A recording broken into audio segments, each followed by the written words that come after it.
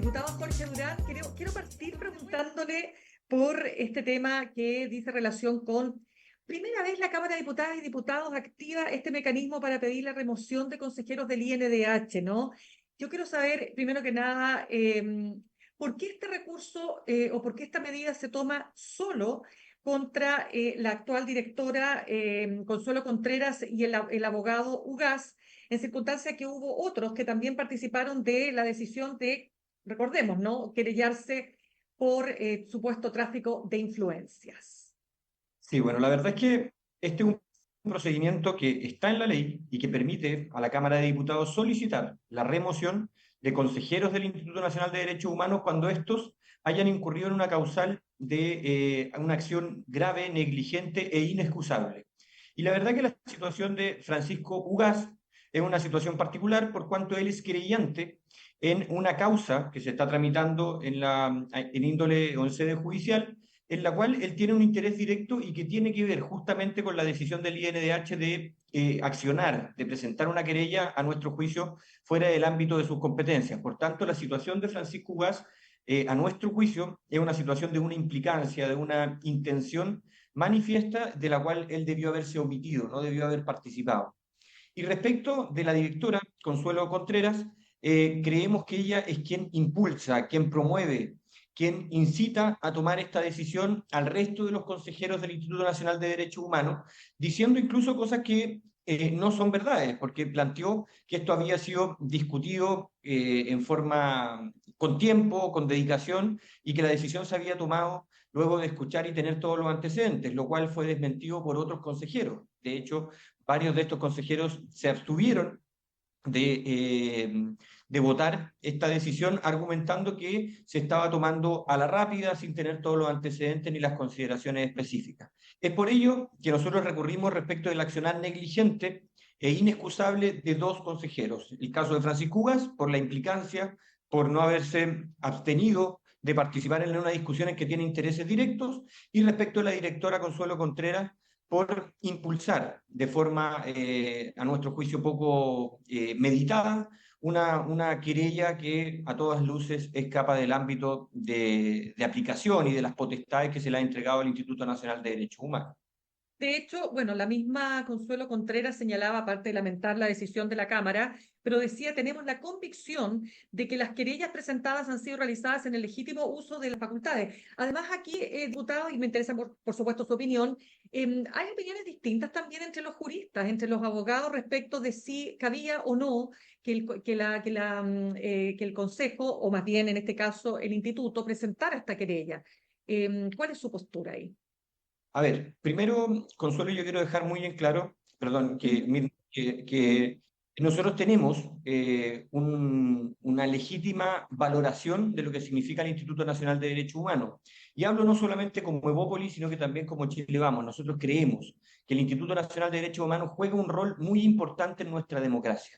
Y ese rol está entregado por ley. La ley que crea el INDH dice que la función principal del Instituto Nacional de Derechos Humanos es proteger y promover los derechos humanos en Chile. Cuando uno ve una acción judicial en una causa que tiene que ver con tráfico de influencia, uno no ve que ese tráfico de influencia esté vulnerando, afectando los derechos humanos de los chilenos.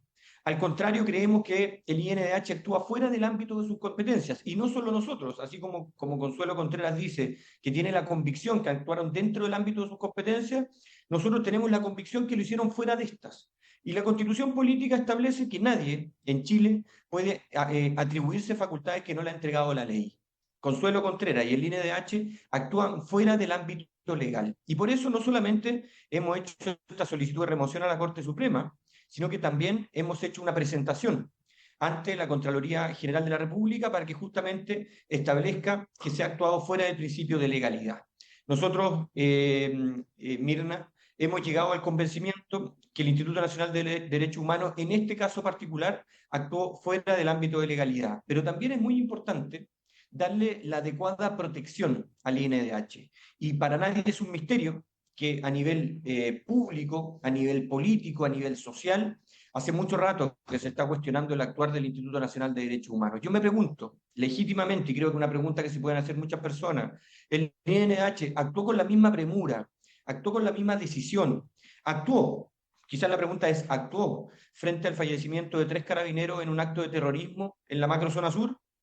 La respuesta es negativa. Entonces, ahí es donde empieza a condicionarse o a cuestionarse si el INDH está cumpliendo o no con su rol.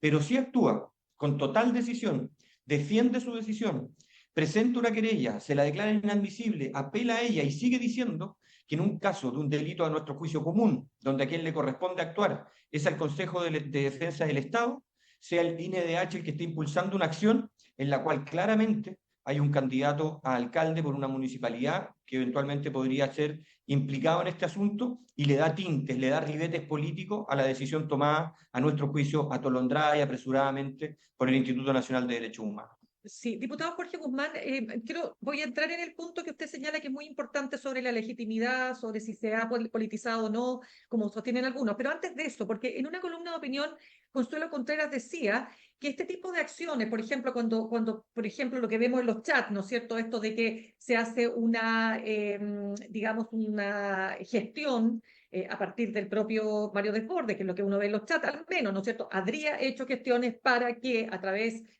o el juez, ¿no es cierto?, Poblete, que está hoy día en prisión preventiva, en el caso Operación Topógrafo, se lograra el ascenso y, en el fondo, el lobby para que finalmente la ministra de la Corte Suprema, María Teresa Letelier, llegara a ser ministra de la Corte Suprema. Entonces, lo que decía Consuelo Contreras en una columna, y con esto termino, es que el tráfico de influencias también, o sea, que afecta el debido proceso y que en tal sentido la afectación del debido proceso o la imparcialidad que se requiere, ¿no es cierto?, de los jueces, también es un derecho humano que se ve vulnerado.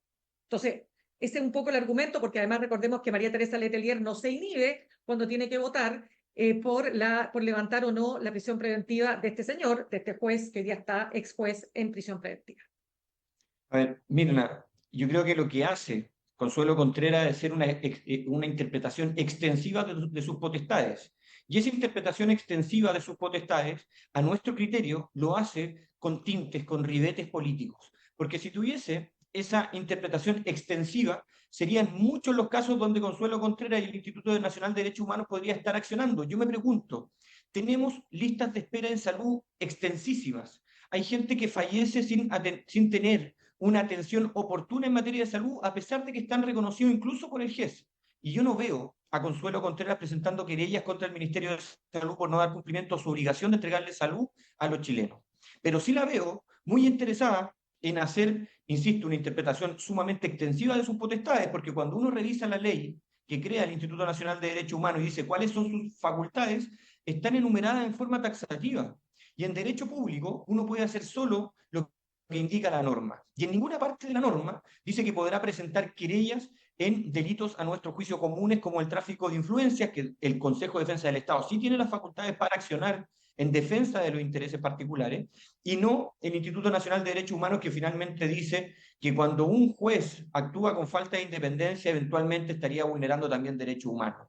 Bueno, si vamos a tener esa interpretación extensiva, insisto, yo creo que hay varios aspectos donde el Instituto Nacional de Derechos Humanos no ha actuado con la diligencia, con la oportunidad, con la rapidez, con la voz que se necesita para proteger los derechos humanos de los chilenos, que se ven afectados día a día en salud, se ven afectados día a día en educación, se ven afectados día a día en conectividad, y lamentablemente vemos un silencio cómplice del Instituto Nacional de Derechos Humanos. Yo prefiero que el instituto se aboque y se dedique a lo que le dice la ley: proteger y promover los derechos humanos en Chile. Si lo hace, créame, Mirna, que va a encontrar el apoyo transversal de todos los sectores políticos. Pero cuando aquí hay un sesgo que es evidente, que es algo que hace mucho rato que se viene manifestando en distintas acciones del INDH, que no fue capaz en el estallido social de actuar con independencia, con autonomía, con coherencia, que hubo declaraciones tan duras como decir que en Chile existía una violación sistemática a los derechos humanos, que hoy día la propia directora Consuelo Contreras se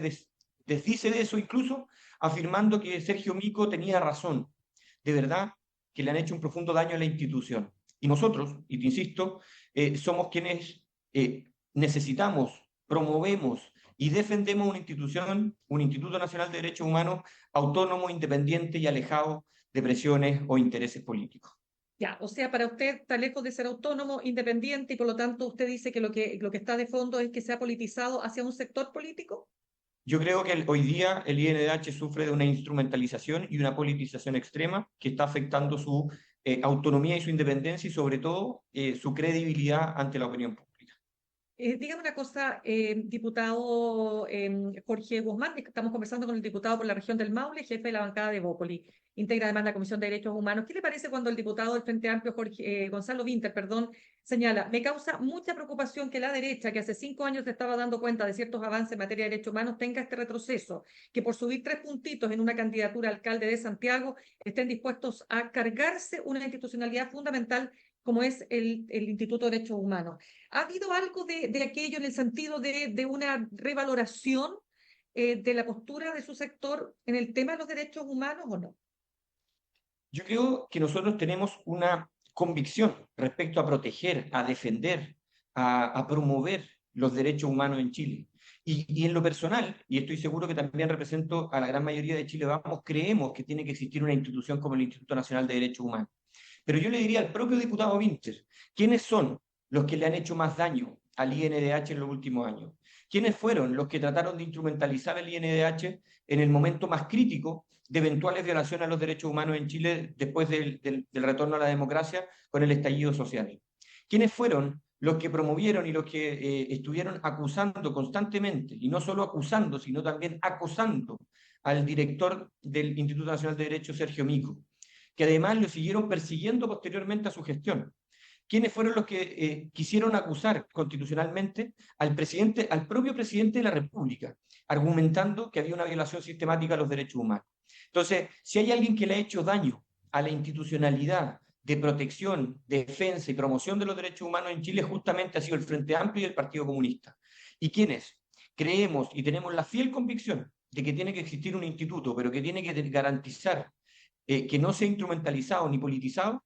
Lo vamos a defender. Y lo que estamos haciendo es accionar respecto de 2 consejeros, no respecto del instituto. Lo que estamos poniendo aquí en duda es la transparencia y el actuar negligente por parte de 2 consejeros sin exponer, sin poner en riesgo la continuidad del Instituto Nacional de Derechos Humanos.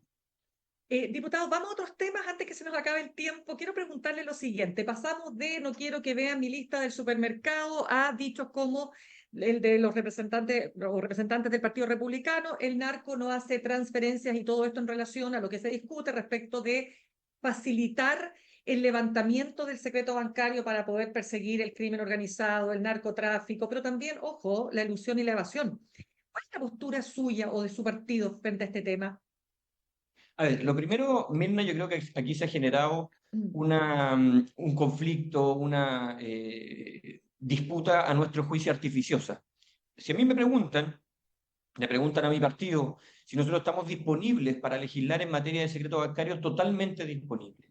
Lo que nosotros pedimos es que existan ciertas garantías respecto a quiénes y de qué forma se van a acceder a la información bancaria que tengan las personas.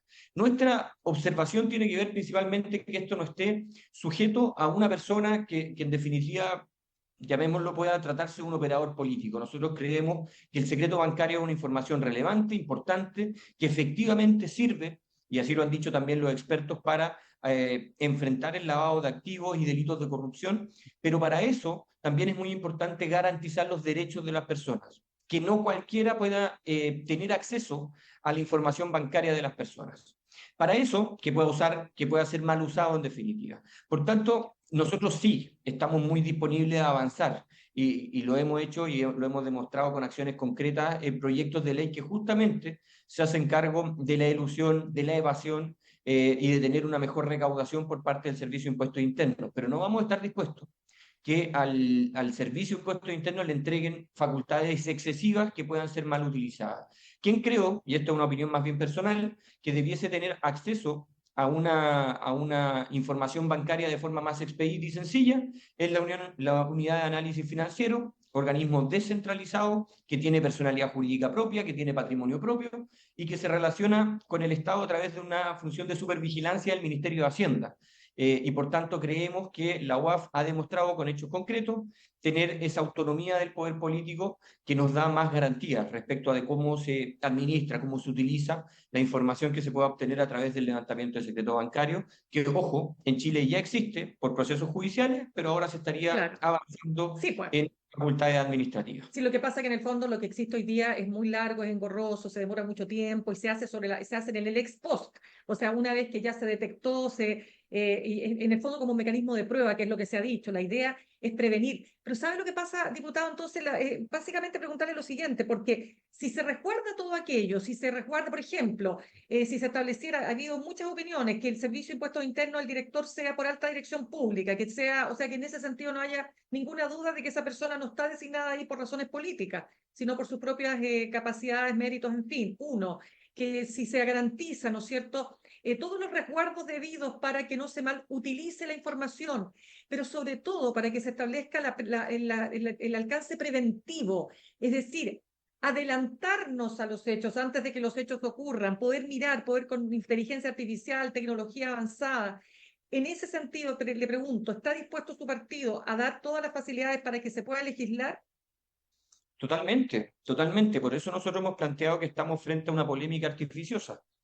Nosotros nunca hemos dicho que estamos en contra de cualquier materia que tenga que ver con secreto bancario. Lo que hemos dicho que si se entregan lo que tú bien has dicho, Mirna, las garantías necesarias de que la información va a ser bien utilizada, que van a haber responsables, que van a haber instituciones que van a tener independencia y autonomía en el trato de la información, nosotros vamos a estar muy disponibles a avanzar en ello.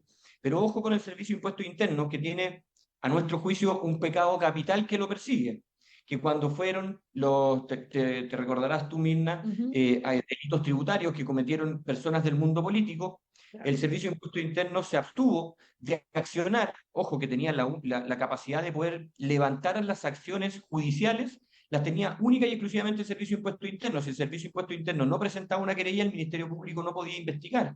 Y se abstuvieron respecto de ciertos personeros políticos ligados al gobierno de turno, que era el gobierno de la Concertación. Entonces, o de la nueva mayoría en su minuto. Claro. Y eso es, a nuestro juicio, una herida que acompaña a la institucionalidad del Servicio de Impuestos Internos. Y por eso creemos que una institución que nos da mayores garantías, que ha demostrado en el tiempo una autonomía importante y que ha accionado cuando ha correspondido, es justamente la UAF, que puede ser, a nuestro juicio, la institución que podría manejar de mejor forma esta información sin perjuicio de tener una legislación que establezca garantías y responsabilidades respecto del uso indebido de la información del secreto bancario. Diputado, queda muy poquito, me quedan dos temas, a ver si alcanzamos. Lo A primero, ver, ¿usted se incluye dentro de los diputados y diputadas que dicen que el gobierno no entregó toda la información después de haber votado la última ley por el descongelamiento de las tarifas eléctricas? A ver, su postura respecto de aquello. yo creo, tratar de ser breve, pero creo que el Congreso Nacional y particularmente el gobierno fue sumamente irresponsable en la forma que se abordaron estos temas. El año 2022 se postergó el hacerse cargo del pago de esta deuda, que hubiese significado que la deuda fuera más baja y que no afectara de la forma que está afectando a las personas hoy día. Eso fue votado a favor por la gran mayoría de los parlamentarios oficialistas, que son quienes hoy día rajas vestiduras, salen a anunciar acciones judiciales, critican a su propio gobierno, pero fue una decisión que ellos avalaron. Entonces, ¿qué ha pasado en el Congreso últimamente? Los parlamentarios se han acostumbrado a tomar decisiones populistas e irresponsables y después pedir disculpas, pero las disculpas no resuelven los problemas. Hoy día las consecuencias de las malas políticas públicas en proyectos como los retiros, en proyectos como el congelamiento de tarifas en materia eléctrica, la están pagando las personas. Por tanto, si bien es cierto, no estuvo toda la información y eso sí es efectivo, creo que los parlamentarios sí sabían lo que hacían al momento de votar a favor de congelar tarifas y hoy día tienen que asumir las responsabilidades de lo que esto significa. Y el gobierno tiene que también asumir las responsabilidades de no haber actuado oportunamente y responsablemente. Por tanto, ¿Por qué no actuó oportunamente para entender, diputado? esta es una opinión personal, pero creo que el ¿Sí? gobierno hizo cálculos electorales. El año 2022 estábamos en proceso de elecciones, principalmente de los procesos constituyentes, y creo que el gobierno no estuvo a la altura y no quiso pagar los costos políticos que significaba empezar a pagar la deuda antes. Pero Hoy día estábamos con una inflación, pero perdone, diputado, estábamos con una inflación súper alta. ¿Se imagina usted haberlo levantado en ese minuto el descongelamiento? En este minuto no tengo el dato, Mirna, pero la deuda era bastante inferior si se empezaba a pagar el año 2022. O sea, era una cosa que iba a tener un aumento significativo para las personas, pero que ese aumento no iba a superar al 10%. Hoy día estamos hablando de alzas de hasta el 50% de las tarifas. Entonces, créeme que con la inflación que teníamos, lo responsable era hacerse cargo del problema en la oportunidad. Y ya había una decisión irresponsable que fue el congelamiento en forma previa. Y cuando la diputada Jumans nos decía el otro día que aquí el problema estuvo en el gobierno de Sebastián Piñera, que es cuando comienza el congelamiento, 2019, porque no previó, no planteó y no detalló, no se hizo cargo de todas las externalidades que iban a haber en el futuro, para ponerlo en simple. La diputada Yoman siempre le va a echar la culpa al presidente Piñera, pero ojo, que no hay peor sordo que el que no quiere escuchar. Y el Partido Comunista, particularmente el Frente Amplio y la izquierda, en el gobierno del presidente Sebastián Piñera no escuchaban argumentos. Se le dijo constantemente que los retiros excesivos de los fondos de pensión iban a traer consecuencias negativas a la economía y dijeron que esa era una falacia. La dijo el propio presidente Gabriel Boric, quien hoy día habla de responsabilidad y de que esto es pan para hoy y hambre para mañana, argumento que ellos debatían en su minuto en el Congreso. Y estoy seguro que esto se les explicó, yo no fui parte de la legislación anterior, pero estoy seguro que el gobierno esto lo explicó y lamentablemente una oposición obstruccionista y que llevaba todo el extremo no tiene que haberlo escuchado y tiene que haber insistido en el congelamiento sin medir consecuencias. Ya, lo último, diputado, quiero entender lo siguiente. ¿Cómo está el asunto con los republicanos? Se lo pregunto porque, a ver, varios temas acá que le piden a Chile Vamos rectificar las comunas donde va a competir, acusan omisiones de papel, están cuestionando Valle, Recoleta, Coyhai, que acaban de presentar un candidato ahora en Maipú. Y quiero preguntarle respecto, porque por ejemplo hablábamos ayer o antes de ayer con Andrés Joanet, presidente de Amarillos, diputado, que decía por ningún motivo estaría en una alianza con republicanos de cara a las municipales. ¿Cuál es el rol que juega su partido en esto? ¿Cómo ve todo este lío? A ver, yo creo que nosotros tenemos la obligación de entregarle alternativas de gobierno a los chilenos para los malos gobiernos que están haciendo la izquierda a nivel comunal, a nivel regional y obviamente a nivel nacional. Para eso tenemos que tener vocación de mayoría. Y la vocación de mayoría significa construir puentes con los partidos que hoy día se encuentran dentro de la oposición. Nosotros obviamente tenemos una mayor cercanía y afinidad con partidos como demócratas y amarillos, pero también es muy importante incluir dentro de esta mayoría que puede enfrentar a la izquierda que ha hecho mal las cosas en Chile, al Partido Republicano. Y para eso, yo creo que desde Chile Vamos, sin ser parte de las negociaciones, tenemos que tener la suficiente altura de miras y generosidad para poder incluir al Partido Republicano, para poder incluir a demócratas, para poder incluir a amarillos en un pacto, llamemos no concreto, sino que pactos de omisión o pactos electorales para fines de poder ganar la mayor cantidad de comunas y regiones en las elecciones de gobernadores regionales en las elecciones que vienen. Y en eso yo creo que tenemos la obligación, como Chile Vamos, de actuar con generosidad. Y también tiene la obligación el Partido Republicano de tener una reciprocidad respecto a esa generosidad. Yo creo que aquí tenemos que hablar con transparencia, hablar con coherencia y entender que el fin tiene que ser hoy día ganar las elecciones municipales, ganar las elecciones de gobernadores regionales, que va a servir de antesala para lo que van a ser las próximas elecciones presidenciales. Si no actuamos con esa responsabilidad, yo creo que el panorama a futuro va a ser perjudicial no solamente para los partidos que habitamos la centro derecha, sino que también para el futuro del país, que hoy día necesita y requiere un cambio responsable en cómo se llevan las cosas. Bien, pues quiero darle las gracias al diputado Jorge Guzmán, diputado por la región del Maule, jefe de la bancada de Bópoli y además integrante de la Comisión de Derechos Humanos de la Cámara de Diputadas y Diputados. Que le vaya muy bien y muchas gracias por su tiempo. No, muchas gracias a ti, Mirna. Un agrado conversar contigo y un saludo a todas Gracias. las que nos sintonizan. Igualmente. Gracias. Saludamos a nuestros auspiciadores. Ahorrar cotidianamente se puede y de forma organizada, rápida y online con Ahorrando, la nueva funcionalidad de tu app Coopeuch, en donde puedes programar ahorros de manera fácil y entretenida, eligiendo tus propias reglas y metas. Haz que el ahorro sea parte de tu vida con Ahorrando de Coopeuch. Más información en coopeuch.cl. Me despido, ya es hora. Los dejo con Fran Castillo, Juntos y Revueltos, y nos reencontramos mañana viernes a las 8 en punto. Que tengan un muy buen día. Donde todos pueden invertir, presentó Al Pan Pan en el Mostrador Podcast. Cerramos por hoy Al Pan Pan con Mirna Schindler. De lunes a viernes de 8 a 9 de la mañana, entrevistas para partir el día. El Mostrador Podcast, el poder de la independencia.